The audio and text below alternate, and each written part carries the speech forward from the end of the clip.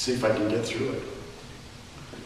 When I got the news, I didn't shed a tear, but got straight to work on the dishes, a daunting task at best, as I had let myself go to seed, reduced to just getting by on a pot, a pan, and a bowl, while the sink began to look and smell like a plane crash in a swamp.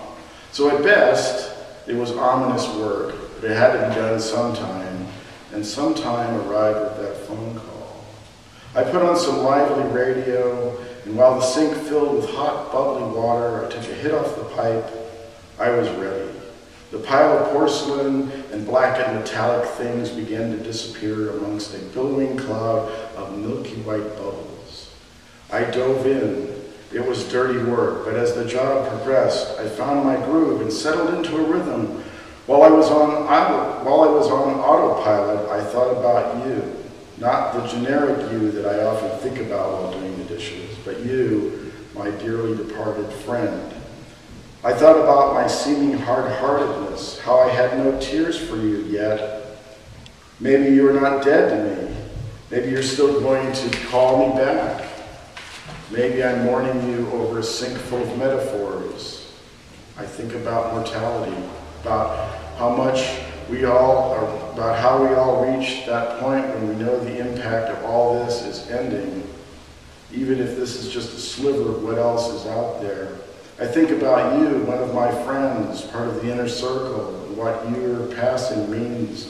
I think of you, becoming a color our eyes can no longer see, wondering if you still have your memories of us, as we do of you, or they wink out with everything else like an old TV set shutting down. And I think about talking to you on the phone a few months back, and I reach in and pull another relic out of the swamp, scrub it clean, rinse it off, and put it away.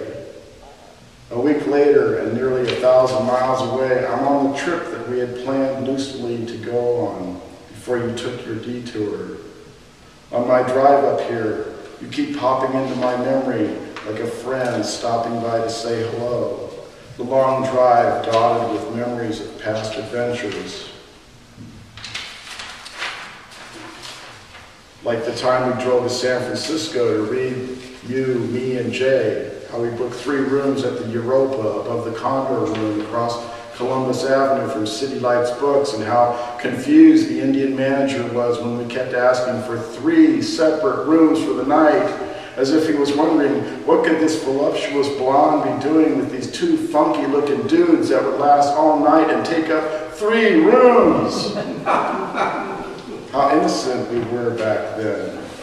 Or the time outside Alta, where we stood so close next to the car that I could have consumed you if I had just moved 1 millimeter closer. But our little dance never led to anything else but an endless array of misconnections. Even now, I am missing your funeral service, missing you every day after not thinking of you for months at a time. But this is the way it has always been with us, our paths running parallel, with occasional intersections, more friends than anything else. As close as we could stand being together, a far cry from the other men in your life. And now my hands are undone, unable to work for some reason. This hasn't stopped me from going about my other duties. It's just that I'm afraid you'll vanish if I finish that project. I'm just not ready to let you go yet.